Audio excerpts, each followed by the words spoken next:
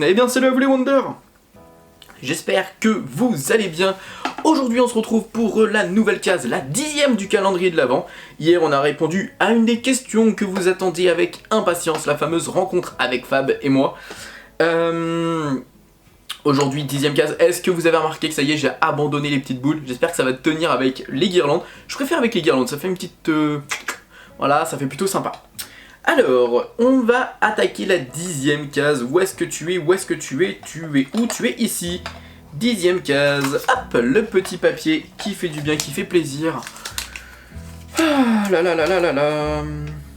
Oh, question intéressante. Question très intéressante.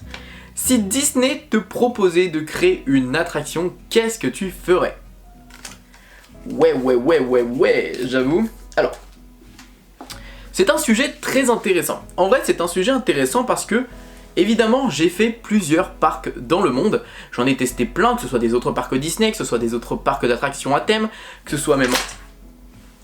Ah, évidemment, ça allait pas tenir, hein, ça c'était pas possible. J'essaierai de bien le fixer pour demain, promis.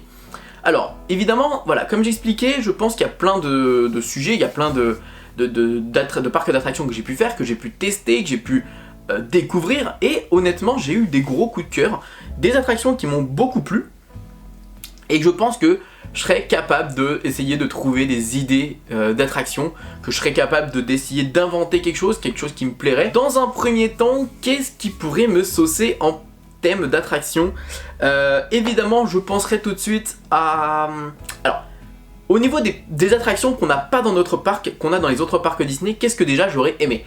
Évidemment, on a l'attraction La Petite Sirène, je pense que ça, vous vous en doutez, une attraction que j'ai kiffé faire en Californie, que j'avais adoré, qui est également à Disney en Floride, qui n'est pas à Shanghai et qui n'est pas à Hong Kong, si je ne dis pas de bêtises, je crois pas. Ensuite, dans des attractions qui sont très sympas en vrai, hein. Winnie l'ourson est très sympa. À Tokyo, j'avais aimé cette attraction, même si ce n'est pas un univers que j'aime. J'ai aimé comment l'attraction était faite et c'était plutôt sympa. On a également l'attraction Nemo qui était plutôt sympathique également. Sauf que en fait le problème c'est qu'on ne pouvait pas, je parle de celle de Californie et pas de Tokyo, hein. Celle de Tokyo j'avais moins aimé. L'attraction de Californie, vous savez, on était dans des petits sous-marins sous l'eau.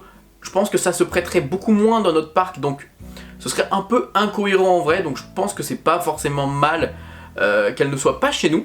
En vrai c'est ça qui serait compliqué, c'est de trouver une attraction à thème qui se perdrait pas mais qu'en même temps qui aurait un sens dans notre parc.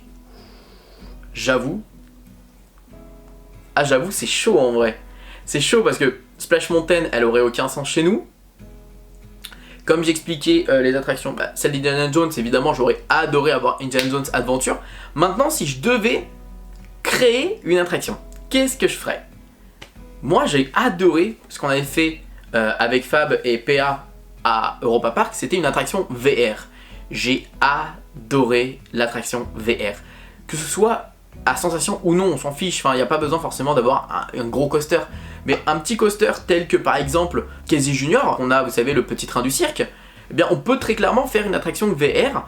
Alors le problème c'est que on n'aurait pas forcément de lien en rapport avec la zone où se trouve l'attraction. On pourrait faire une attraction VR très certainement au niveau du nouveau land qu'il va y avoir au parc Walt Disney Studios avec le land Marvel. Évidemment une attraction en VR avec les Avengers, avec Iron Man, avec les Gardiens de la Galaxie. Enfin on pourrait très clairement faire une scène vraiment à fond dans une attraction VR avec justement les Gardiens de la Galaxie. Alors on pourrait être dans leur vaisseau, vous savez, quand ils partent en mission. Enfin clairement je pense qu'il y aurait moyen de faire un truc vraiment super drôle et super sympa dans l'univers de Marvel. Autre univers que j'aurais kiffé, et là par contre en VR qui pourrait être super sympa, j'en avais parlé dans ma vidéo d'Europa Park, c'est très clairement une attraction en VR des Mondes de Ralph. Là par contre ce serait totalement cohérent. Vous savez quand il y a évidemment la course avec Vanellope, on pourrait très clairement faire une attraction comme ça avec ce gars Rush, ce serait oufissime. Ce serait vraiment trop cool et on pourrait les voir se perdre un peu dans différents endroits, dans différents univers du monde internet, le monde de Disney. Enfin voilà, on pourrait très clairement les voir se perdre dans différents univers. Et par contre le problème c'est que je verrai ni cette attraction à Studio, parce qu'elle se met nulle part, et je verrai pas cette attraction dans un parc Disney. En vrai je sais pas où est-ce que celle-ci pourrait se mettre en fait, c'est ça le problème. C'est ça le problème. À Tokyo, à Tomorrowland, je ne pense pas. Peut-être à Shanghai à la limite. À la limite à Shanghai. Le problème c'est que ouais, les mondes de Ralph, je les vois pas se mettre quelque part en fait. À moins qu'ils arrivent à nous mettre une structure vraiment cool. En vrai j'ai envie de vous dire, maintenant Discoveryland il part tellement en cacahuète qu'à la limite, voilà quoi, il pourrait très clairement y avoir une attraction comme celle-ci. Mais moi j'adorerais découvrir une attraction de Sugar Rush, ce serait génial. Ensuite, en termes de... Alors si on se centre sur Disneyland Paris, je kifferais une attraction en splash. Malheureusement c'est vrai que le temps il prête pas énormément, mais en Allemagne il faisait froid, il faisait pas beau, il faisait pas forcément soleil, et il y avait beaucoup d'attractions aquatiques. Donc je pense pas que ce soit forcément si handicapant que ça. Le problème c'est qu'évidemment quand tu vas à Disney, tu te dis pas j'y vais pour mouiller, j'y vais vraiment pour la magie, patati. Je pense que ça peut jouer là-dessus. C'est vrai que Splash Mountain, j'ai pas un souvenir d'avoir été inondé quand je l'ai fait. Maintenant ouais, je crois que t'es bien mouillé quand même hein. Donc en vrai, je pense que ça manque peut-être une attraction aquatique. Après le problème c'est qu'à Splash Mountain, à Tokyo tu séchais assez rapidement, il faisait assez chaud, assez beau. Pareil en Californie, on l'avait pas faite mais il faisait beau quand même. Donc en vrai, je pense que c'est peut-être notre climat qui pose problème, j'en sais rien. Ensuite, en termes de... après le truc c'est que évidemment les attractions, on peut réfléchir, on peut se dire ouais je verrais bien une attraction Le Roi Lion à Adventureland, je verrais bien une attraction sur le thème de par exemple la Belle et la Bête qu'il va y avoir comme à Shanghai, à Tokyo excusez-moi, en animatronics, en dark ride dans le parc. Mais en fait le problème c'est que ouais c'est magnifique, mais moi les attractions que je préfère à Disneyland Paris ce sont les créations des parcs. Haunted Mansion, Phantom Manor, Pirates des Caraïbes. Qu'est-ce qu'on a d'autre qu'on avait découvert en Californie, bah forcément Space Mountain, enfin toutes ces attractions ça a pas un thème, ou même le Visionarium à l'époque ça a pas un thème précis d'un univers de Disney, même si forcément la nostalgie, le côté Disney ça nous fait kiffer évidemment quand on y va, on kiffe se dire je fais une attraction dans le Disney que j'aime, mais il y a du bon aussi et du mauvais de se dire voilà j'aimerais voir ce genre de choses. Comme on voit par exemple à Studio qu'il va y avoir les rénovations avec plein de nouvelles attractions, on va avoir le Land Star Wars, évidemment c'est une franchise énorme qui va faire ramener énormément de personnes. Marvel, une franchise énorme qui va faire ramener énormément de personnes. La Reine des Neiges, une franchise, ce que j'ai besoin de le dire, un Disney qui a mondialement tout explosé, et forcément qui va ramener énormément de personnes, donc évidemment tu te poses des questions, tu te dis bon bah ouais ok, maintenant c'est peut-être la politique que Disney essaye de faire et qu'il y aura moins de création originale et que peut-être qu'on va essayer de moins retrouver des trucs, voilà, quand on voit que dans Pirates des Caraïbes maintenant on a clairement Jack Sparrow, bon, j'ai envie de vous dire, voilà, ils essaient de très clairement nous montrer que les franchises sont là. Maintenant l'originalité de Phantom Manor c'est que bah, et Haunted Mansion du coup, parce que Haunted Mansion joue énormément là-dessus également, bah ce sont clairement des créations de Disney, même avec Big Thunder Mountain. Bon, les personnages de Big Thunder Mountain sont un peu moins importants, parce que très clairement on est dans un ride, bon, le guest, le visiteur lambda qui va venir, qui connaît pas forcément qu'il y a un lien entre les deux attractions, il va pas savoir que c'est Henry Ravenswood, le propriétaire de la mine. Voilà, il va savoir l'histoire de Phantom Manor, à peu près parce que c'est un peu plus expliqué dans l'attraction. Il va connaître la mariée, il va connaître le fantôme, voilà, c'est des personnages qu'il va facilement reconnaître.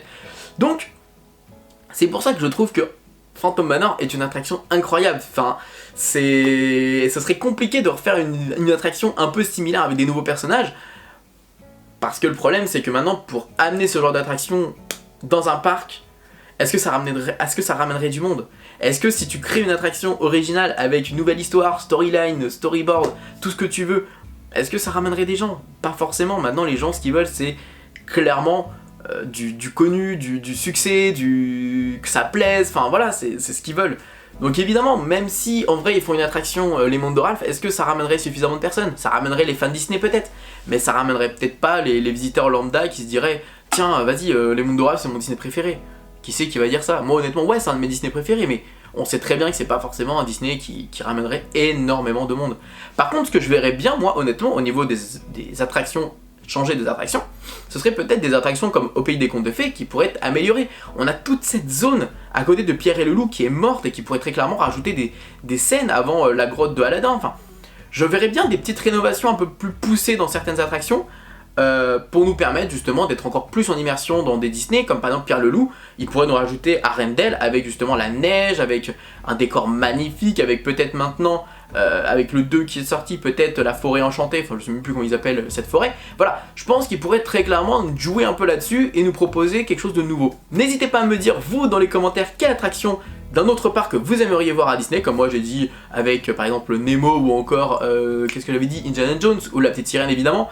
Et quelle attraction que vous aimeriez inventer? Est-ce que vous avez une idée d'attraction? Est-ce que vous avez dans votre tête, est-ce que vous avez envie de créer de la nouveauté, de quelque chose de sympa? N'hésitez pas également à me le dire, je suis très curieux là-dessus. En tout cas les amis, sur ce, je vous fais des bisous, on se dit à ce soir pour une nouvelle vidéo, et à demain pour le nouveau calendrier de l'Avent. Je vous fais des bisous, on se dit comme d'hab, n'oubliez pas que tout le monde aura rêvé, alors pourquoi pas vous? Je crois qu'on va bientôt parler de la loi COPPA sur YouTube. Ça va arriver je crois ce soir les amis, c'est un sujet très intéressant.